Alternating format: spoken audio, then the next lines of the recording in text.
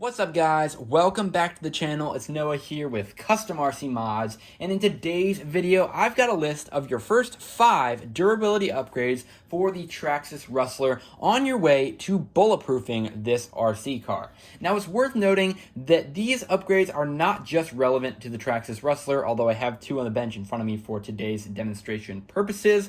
They are also completely relevant to the Stampede, Bandit, and Slash models as well, which basically share the same platform and parts, and in turn of course share the same weaknesses. You may find that because of the different wheelbases and widths that some of the models have, there may be some of these upgrades that will be more of an issue on some versus others, so that'll just come with experience. I would just go ahead and take these upgrades on this list as a starting point.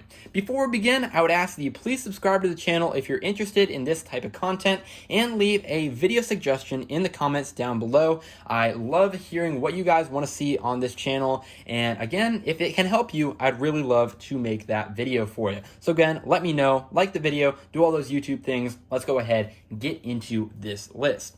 And of course, this list is in really no particular order. All these upgrades are pretty important. However, the most important upgrades, in my opinion, will be saved for last, but again, all these are very, very important for a durable Rustler.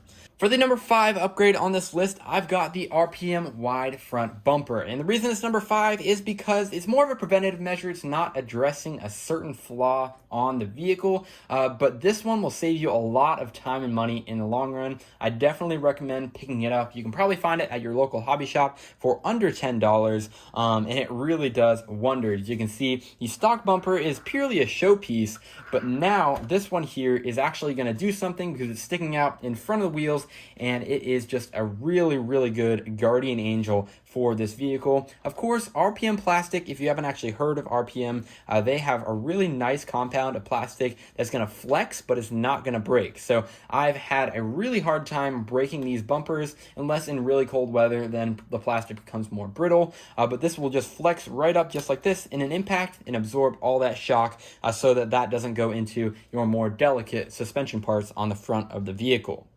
For number 4, we're going to go ahead and address the bulkhead here. And if you have the Traxxas Rustler VXL, this will pretty much already be addressed for you. You can see there's this fiberglass tie bar here, but I'd recommend picking one of these up if you have the Traxxas Rustler XL5 brushed version, because that does not come standard on it.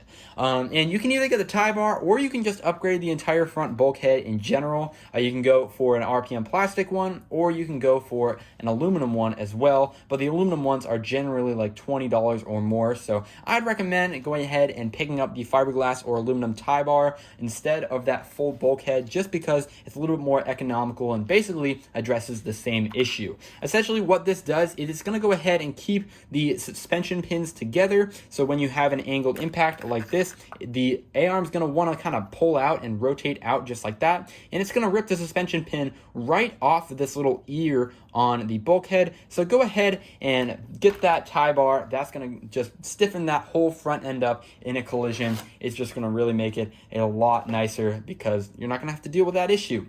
Now, for my 3rd upgrade, we're also talking about the front end, but more specifically, we're talking about the steering. One of the biggest issues on this vehicle is these steering bell cranks that stock are made from this white plastic that's kind of brittle, and unfortunately, it's going to break pretty quickly, especially right here at the suspension pin, or the steering link pin, my bad, right here. And I do not know a person that has owned a Rustler and not broken that. So go ahead and upgrade that. You can get the aluminum version right here. I got the Atomic RC in this gunmetal gray that looks really good, and it stiffens up your steering too, so it's going to make it a lot more responsive, because the steering bell cranks aren't going to flex, and of course it's just going to go ahead and make it a lot more durable too, because as soon as you get a good angled impact into a curb in the cul-de-sac or something like that, that plastic one is going to break very, very easily. Now, for my top 2 upgrades, these are the most common flaws and issues with these vehicles, and you're going to need to get these squared away pretty quickly, otherwise they're going to just be reoccurring as you drive this vehicle more and more. Thankfully, they're relatively inexpensive, so just go ahead and get them out of the way. Trust me, it'll help you in the long run.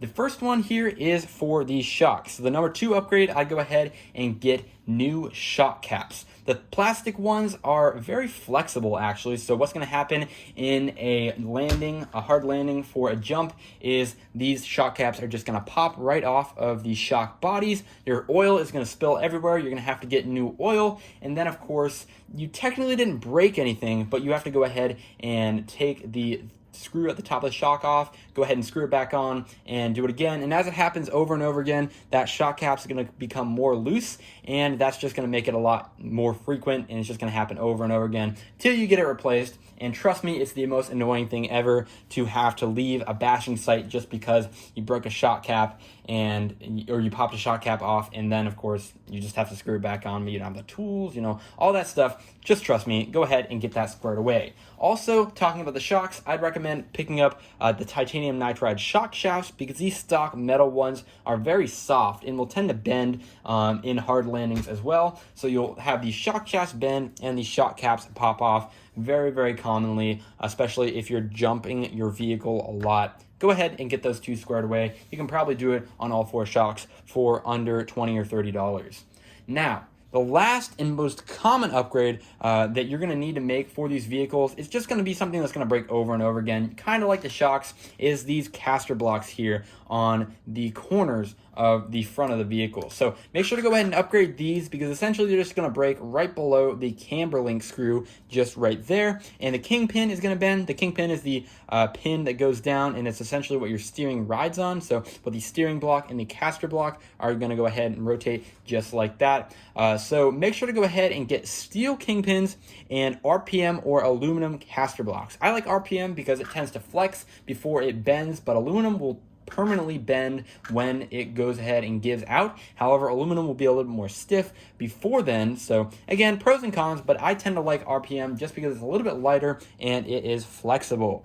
But yeah, the caster blocks are the #1 issue with these. If you watch any review, especially from like Ultimate RC or something like that, you'll know that is the main flaw on these 2-wheel drive platforms all around. And while you're at it, I would recommend upgrading the hub carriers on all 4 corners here. The steering blocks and the rear hub carriers are a must-do upgrade for the future. But then again, the caster blocks are going to be your biggest enemy on the stock version of these Traxxas Rustlers. So yeah, that's the top 5 there. And if you do any upgrades at all, if you can't do all 5, I'd recommend doing just those last 2, because that in itself will set you back and it will keep you nice and durable on this vehicle. So you'll have a good driving experience, and unless you land something funny, you will go ahead and have a pretty durable RC car just as it is.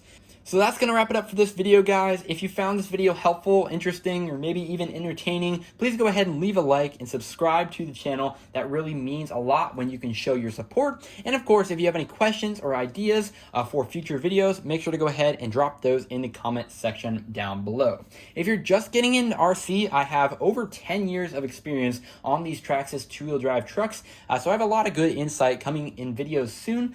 Just make sure to go ahead and let me know what you'd like to see here in the future. That's going to be it for now. Thank you guys so much for watching, and I'll catch you guys in the next one.